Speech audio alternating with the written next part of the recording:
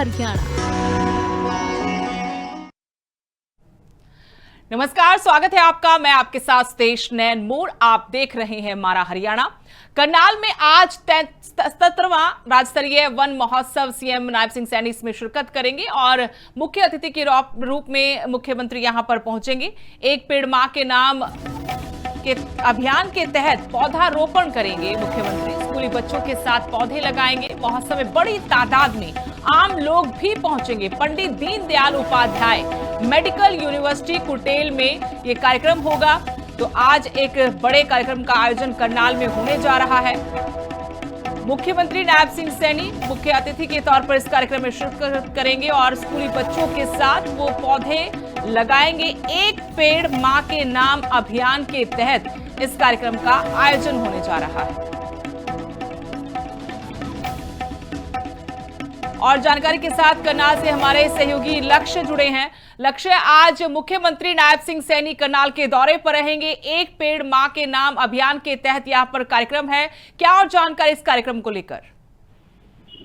जी बिल्कुल सुरेश, मैं आपको जानकारी दे दूं कि आज करनाल के कुटेल के अंदर जो है राज्य स्तरीय जो है वन महोत्सव का कार्यक्रम रखा गया, जो कि 77वां वन महोत्सव कार्यक्रम जो है आज किया जा रहा है, जिसमें मुख्य रूप में जो है सूबे के मुख्यमंत्री नायब सिंह सैनी शिरकत करते हुए नजर आएंगे। करीब 12 बजे के करीब जो है मुख्यमंत्री नायब सिंह सैनी करनाल के कुटेल गांव के में जो है पंडित दीनदयाल उपाध्याय यूनिवर्सिटी के अंदर पहुंचेंगे। वहां पर एक पेड़ मां के नाम कार्यक्रम में एक पौधा लगाते हुए नजर आएंगे और इसके साथ साथ जो स्कूली बच्चे होंगे वो पेड़ पौधे लगाते हुए नजर आएंगे। इसके साथ जो जानकारी आ रही है कि केंद्रीय मंत्री मनोहर लाल खट्टर और जो विधानसभा अध्यक्ष हरविंदर कल्याण, ये तमाम नेता होंगे जो इस कार्यक्रम के अंदर शिरकत करेंगे। स्थानीय नेताओं के साथ साथ स्कूली बच्चे होंगे, भाजपा नेता होंगे और ऐसे में करीब 12 बजे के करीब जो है मुख्यमंत्री नायब सिंह सैनी करनाल के कुटेल गांव में पहुंचते नजर आएंगे। जी शुक्रिया लक्ष्य तमाम जानकारी के लिए। तो मुख्यमंत्री नायब सिंह सैनी बतौर मुख्य अतिथि इस कार्यक्रम में शिरकत करेंगे और साथ में जानकारी हमारे सहयोगी ने दी कि यहां पर केंद्रीय मंत्री मनोहर लाल भी पहुंचेंगे। हरियाणा विधानसभा स्पीकर हरविंदर कल्याण भी इस कार्यक्रम में शिरकत करेंगे। एक पेड़ मां के नाम अभियान के तहत मुख्यमंत्री नायब सिंह सैनी स्कूली बच्चों के साथ पौधारोपण करेंगे।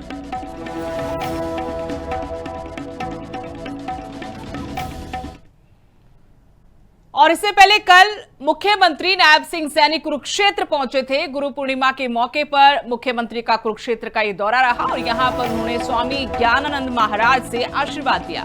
श्री कृष्ण राधा मंदिर में पूजा अर्चना भी की। प्रदेशवासियों के सुख समृद्धि के लिए मुख्यमंत्री ने कामना की।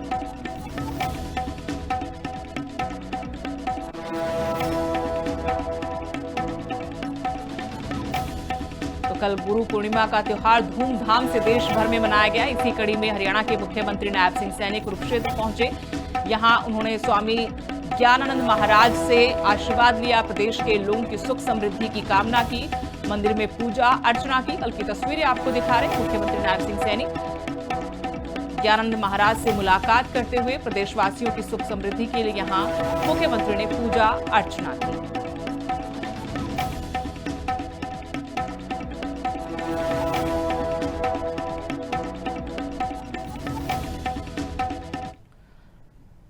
लोकसभा में कांग्रेस सांसद दीपेंद्र हुड्डा ने परीक्षा व्यवस्था का मुद्दा उठाया। कहा, देश के बच्चे शिक्षा और परीक्षा व्यवस्था में बदलाव चाहते हैं। छात्र सबसे ज्यादा तनावपूर्ण जीवन जीने को मजबूर हैं। लगातार पेपर लीक से युवाओं का भविष्य खतरे में। शिक्षा सुधार पर राजनीति से ऊपर उठकर फैसला लेने की अब जरूरत है।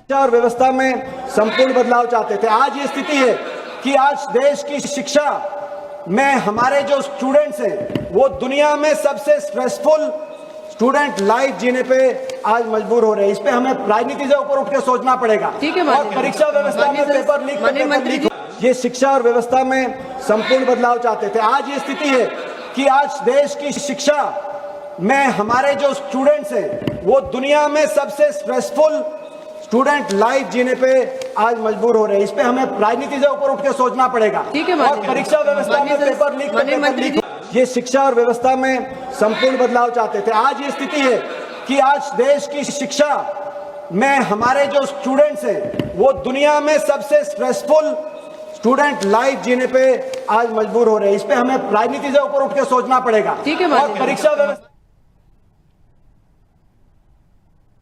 कांग्रेस विधायक और पूर्व विधायक नसीम अहमद के बीच बहस हुई थी नूह में, और नूह में ग्रीवेंस कमेटी की बैठक थी, जिस वक्त इन दोनों के बीच में तीखी नोक-झोंक का वीडियो भी सामने आया था। अब कांग्रेस विधायक मामन खान ने पूर्व विधायक पर पलटवार किया है। कांग्रेस विधायक ने नसीम अहमद को नशेड़ी बताया, कहा कि उनके चेहरे पर हमेशा चिंता की लकीरें दिखाई देती हैं। मामन खान ने 100 एकड़ जमीन पर भी सवाल उठाए, कहा मैंने किसी अधिकारी का नाम नहीं लिया।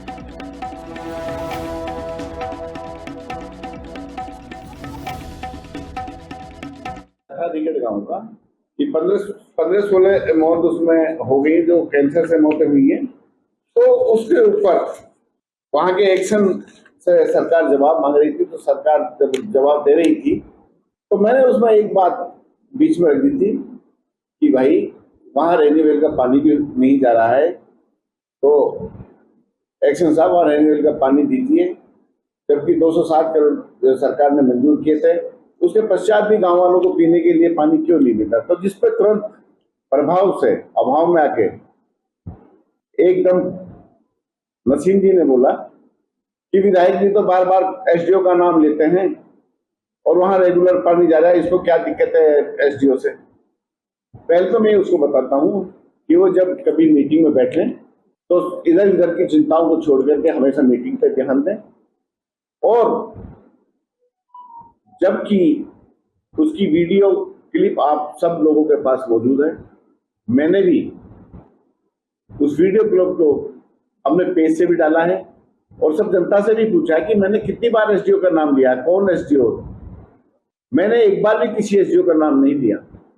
वो कहता है कि पता नहीं विधायक जी नशा करके आते हैं, क्या आते हैं। मुझे लगता है कि नशेड़ी ये खुद है, ये नशा करके नहीं आता, तो इसको ये पता होना चाहिए कि विधायक जब एक बार भी किसी एसडीओ का नाम नहीं ले रहा है तो किस तरह से ये भड़क रहा है कि एसडीओ का 4-4 बार नाम ले रहा है।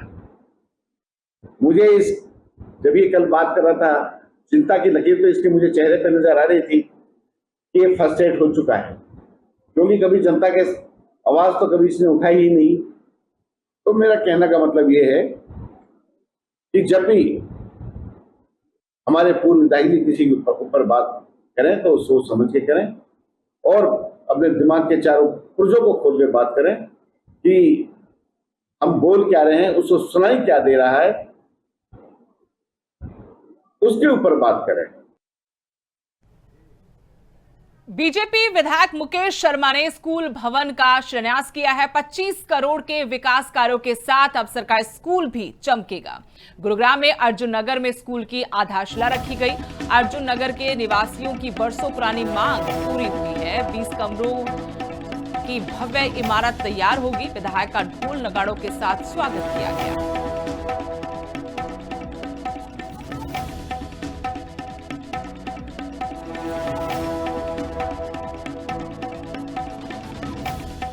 बीजेपी विधायक मुकेश शर्मा, जिन्होंने कई बड़ी सौगातें दी हैं, गुरुग्राम में अर्जुन नगर में एक स्कूल की आधारशिला भी उनकी तरफ से रखी गई। एक भव्य इमारत बनकर तैयार होगी। सरकारी शिक्षा व्यवस्था को भी इससे मजबूती मिलेगी। अर्जुन नगर के लोग लंबे वक्त से इस मांग को पूरा करने की डिमांड कर चुके थे, अब जाकर ये मांग पूरी हुई है। सालों के इंतजार के बाद 20 कमरों से भव्य स्कूल की इमारत बनकर तैयार होगी। हमारा सौभाग्य अच्छा रहा कि इस एरिया के अर्जुन नगर, ये मेन जगह है अर्जुन नगर, इस एरिया के लोगों ने हमें पर बूथ से जिताया और हमें विधायक बनाया।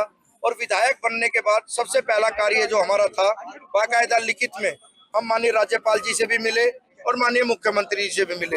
और मुख्यमंत्री जी ने ये वादा किया हमसे कि ये स्कूल 8th क्लास तक है और ये तुरंत इसका कार्य चालू कराओ। जैसे इसका फंड पास हुआ उसी दौरान तुरंत हमने इसकी आज ओपनिंग कर दी। और हमारा टारगेट है आने वाली 15 तारीख तक, अगले साल के 15 अगस्त तक हम इसको जल्दी से जल्दी पूरा करें और इसमें ही 15 अगस्त का कार्यक्रम अगला रखें। और वहीं भारतीय किसान यूनियन की बैठक हुई, जिसमें रवि आजाद की रिहाई की मांग उठाई गई। 4 जुलाई को जो रणनीति बनी थी, इससे पहले रणनीति बनी और आगे रणनीति बनाई जाएगी। फास्ट ट्रैक सुनवाई और नार्को टेस्ट की भी डिमांड उठी है। किसान नेताओं ने बड़े किसान आंदोलन की चेतावनी भी दी है।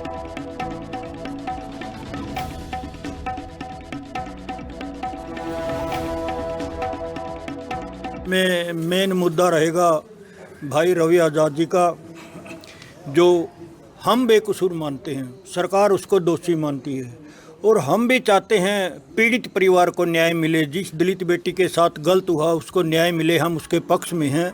उसके लिए सरकार सीबीआई जांच करे, नार्को टेस्ट करे, जो भी हो, जो भी आदमी दोषी है उसको सज़ा मिलनी चाहिए। हमारी बेटी को भी न्याय मिलना चाहिए, रवि आज़ाद को भी न्याय मिलना चाहिए। अगर वो दोषी है तो उसको सज़ा ज़रूर मिलनी चाहिए, अगर वो दोषी नहीं है तो उसको सज़ा नहीं मिलनी चाहिए, उसको रिहा करना चाहिए। एक निर्दोष आदमी फंस गया और उसके बारे में कोई आवाज़ नहीं ठहरा, बहुत बुरी बात से।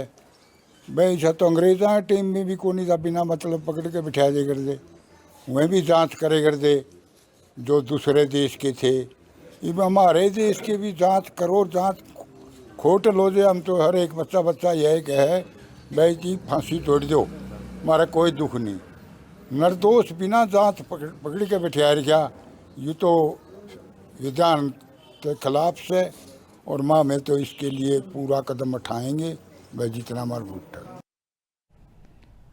खबर फरीदाबाद से, जहां कावड़ यात्रा को लेकर पुलिस अलर्ट पर है। 21 नाकों पर 300 से ज्यादा जवान तैनात किए गए हैं। हर जगह पुलिस की टीमें मुस्तैद रहेंगी। नियमों की उल्लंघना हुई तो एक्शन भी सख्त होगा।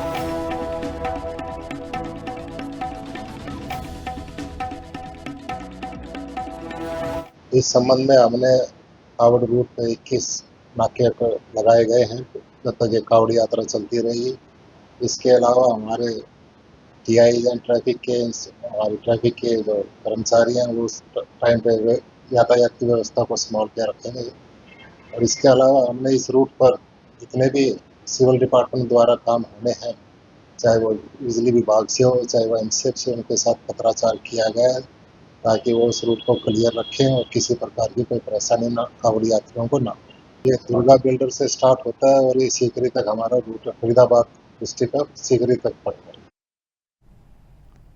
वहीं कैथल में अवैध हथियारों के साथ 6 बदमाश गिरफ्तार किए गए हैं। 2 ग्लॉक पिस्टल, 4 देसी कट्टे इनके पास से बरामद हुए हैं। अलग अलग 5 मामलों में आरोपियों की गिरफ्तारी हुई है। वारदात को अंजाम देने की बताया गया कि फिराक में बैठे थे आरोपी। 6 अवैध हथियार और 5 कारतूस बरामद किए हैं।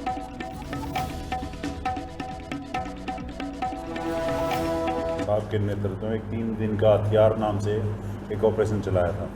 उसमें हमारी तीनों टीमों ने, एवीटी ने 2, CIA 1 ने 2 और SDU ने 1, टोटल 5 2 विदेशी पिस्टल और 4 देसी कट्टे बरामद किए हैं। और इसमें हमने 6 आदमी अरेस्ट किए। ये पैदल ही थे और ये कोई बड़ी वारदात करने के फिराक में हमारे डिस्ट्रिक्ट में घूम रहे थे, उसी के एवज में। इसके अलावा इसी महीने में हमने टोटल 12 मामलों में 18 आरोपी और 13 वेपन और 9 कारतूस जुलाई माह में बरामद किए हैं।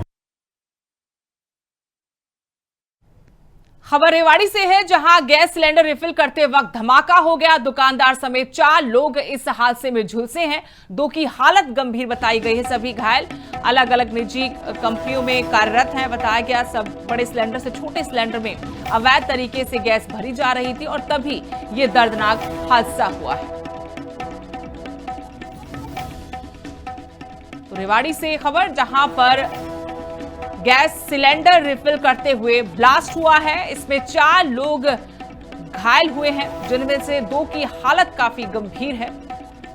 इनको अस्पताल में भर्ती कराया गया है। जानकारी के मुताबिक बड़े सिलेंडर से छोटे सिलेंडर में गैस भरी जा रही थी, तभी ये धमाका हुआ, ब्लास्ट हुआ, जिसमें 4 लोग बुरी तरह से झुलस गए हैं।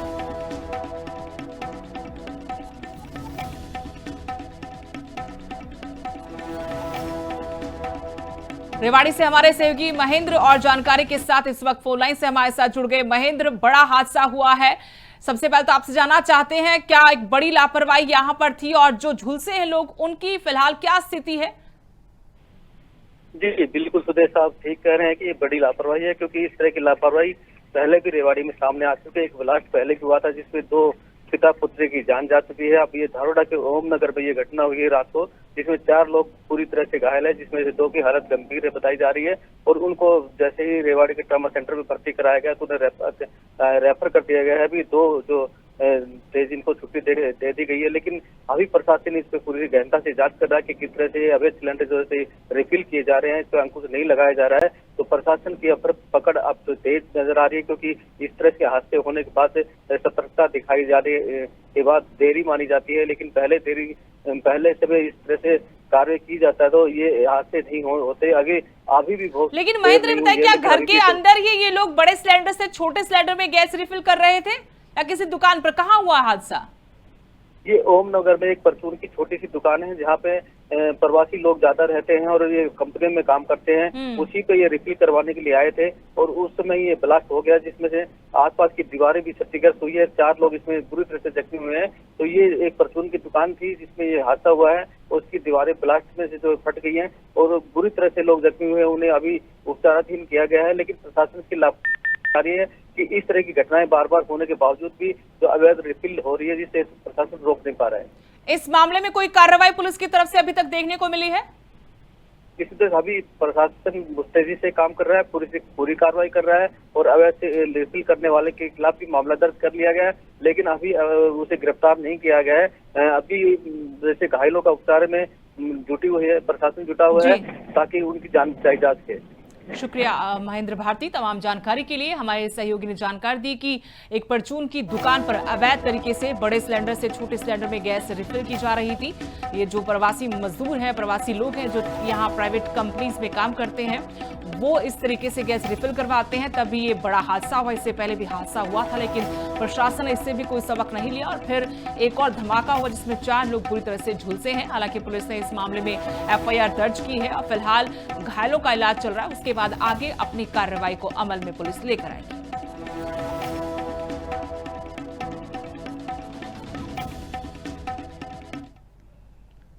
खबर है फरीदाबाद से, जहां पार्टी में गया एक व्यक्ति मृत मिला। परिजनों ने दोस्त पर ही हत्या का आरोप लगाया है। घर से दोस्त इसे लेकर गया था, उसके बाद गंदे पानी में तैरता हुआ उसका शव मिला।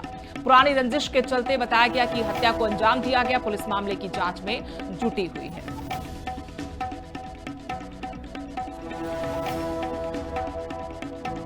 गणेश की सूचना इन्होंने कंट्रोल रूम में दी थी। वह मेरे पिता की जो डेड बॉडी मिली है उसके आधार पर इन्होंने जो शिकायत दी उसके आधार पर रिपोर्ट दर्ज की गई है। बोर्ड द्वारा पोस्टमार्टम कराया गया है, तो उसके आधार पर जो भी आगे कार्रवाई होगी उसके अकॉर्डिंग कार्रवाई हम ले जाएगी। किसी को क्या नाम है? जांच में लिया गया है किसी व्यक्ति को? गणेश नाम है। किसी को जांच में लिया गया है? सभी एंगल पे पूरी तथ्यों के आधार पर कार्रवाई की जा रही है।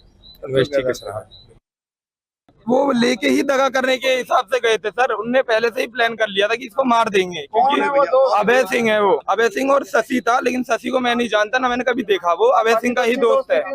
शशि से नहीं थी, अभय सिंह से थी। क्या नाम था आपके पापा? मेरे पापा का नाम गणेश था। क्या हुआ था पूरा प्रकरण बताओ, क्या हुआ? मतलब वो मेरे पापा को बोल के ले गए कि चलो पार्टी वार्टी में। मेरे पापा की जॉब छूट गई थी 10 दिन पहले, तो उन्होंने बोला तेरी नौकरी की भी बात कर लेंगे, वहाँ पे थोड़े खा पी लेंगे और घर आ जाएंगे। तो मेरे पापा बोल के गए मम्मी से कि 7-8 बजे तक आ जाऊंगा। मेरी मम्मी ने रोका भी, वो चले गए और वो लेके चला गया और उनने मार के फेंक ही दिया था। तो उन्होंने मेरे पापा पे हाथ उठाया, मेरे पापा ने गाली वाली उन्हें खूब दी ऐसे करके। तो वही चीज वो खुन्नस में था कि तूने मेरे को, हाँ वो लेके बैठ गया, उनने ही मारा है।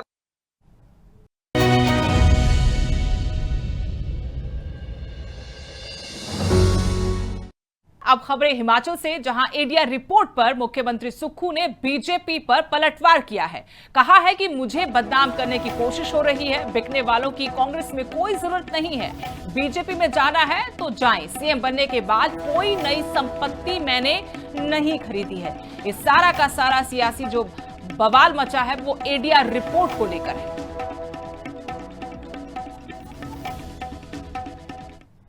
ये चीज क्यों लाई गई है, किस कानून लाई गई है? 20 सालों से जो एफिडेविट में है वही चीज़ एफिडेविट में अभी भी है और पहले भी है। 20 साल पहले जो प्रॉपर्टी मैंने से जैसे अपना एक प्लॉट खरीदा था, 12 लाख रुपए का प्लॉट खरीदा था, उसमें मकान बनाया था। ये सब चीज़ें जब लाई गई तो मैंने इसको एफिडेविट में दिखाया है और 20 साल पहले से दिखाया है। तो ये प्रॉपर्टी की जो कीमत उस समय थी उसमें वैल्यू ऐड हुई है, ये उसकी वैल्यू को उन्होंने नापा है। और ये दिखाना कि उत्तर भारत के सबसे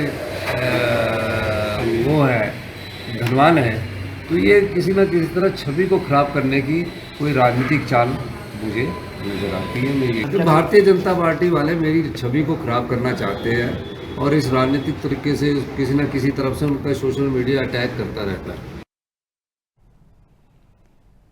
और मंडी से बीजेपी सांसद कंगना रनौत के बयान पर विधायक कुलदीप राठौर ने बयान दिया है। कहा है कि एक महिला होकर ऐसा बयान देना बहुत दुखद है। बीजेपी कार्रवाई करे या फिर बयान से सार्वजनिक दूरी बनाए। छात्र आंदोलन को बदनाम करने के लिए दुष्प्रचार का आरोप भी उनकी तरफ से लगाया गया। नीट छात्र आंदोलन पर उनकी तरफ से बड़ा बयान दिया गया। छात्रों के दबाव में कहा कि केंद्र को झुकना पड़ा। कुलदीप राठौर ने कहा कि ये छात्रों का दबाव ही था, केंद्र सरकार को झुकना पड़ा। छात्राओं पर टिप्पणी को लेकर कंगना पर निशाना साधा। हिमाचल की सांसद की जितनी उनकी सोच है उससे ज्यादा हम उनसे अपेक्षा नहीं करते, लेकिन वो हिमाचल की सांसद है, जनता ने उनको चुनकर भेजा है और जो भी बात वो पार्लियामेंट में करती है पूरा देश देखता है और हिमाचल से उनका नाता है। निश्चित तौर पे उनके बयान का हिमाचल की जो छवि है, हमारी देवभूमि की छवि है, उस पर भी फर्क पड़ता है। अभी उन्होंने कहा जनजी को लेकर उनका बयान आया, छात्राओं के बारे में, लड़कियों के बारे में, उसमें मैं जाना नहीं चाहता क्योंकि मैं बोल नहीं सकता कि उन्होंने क्या कहा। तमाम सोशल मीडिया में चल रहा है और आप अपेक्षा नहीं कर सकते कि एक महिला इस तरह का बयान दे सकती। उन्होंने जो टिप्पणियां की बहुत शर्मनाक है। बच्चियों के चरित्र पर उन्होंने टिप्पणी की है, उनके रंग रूप को लेकर टिप्पणी की है, उन्हें भ्रष्ट कहा है और ये कहा है कि ये जो जनरेशन है, generation gutter, this was the word which she used. और आप गटर का मतलब समझते हैं। अब आप देखिए कि कितना बड़ा आघात हमारे देश की जो बच्चियां हैं उनकी छवि को पहुंच। अब मैं भारतीय जनता पार्टी के जो केंद्र का नेतृत्व है, भारतीय जनता पार्टी के जो राष्ट्रीय अध्यक्ष हैं, उनसे प्रश्न पूछना चाहता हूं कि आप बताइए क्या ये भारतीय जनता पार्टी का ऑफिशियल स्टेटमेंट है? तो अभी तक डिनाइल क्यों नहीं आया भारतीय जनता पार्टी की तरफ से?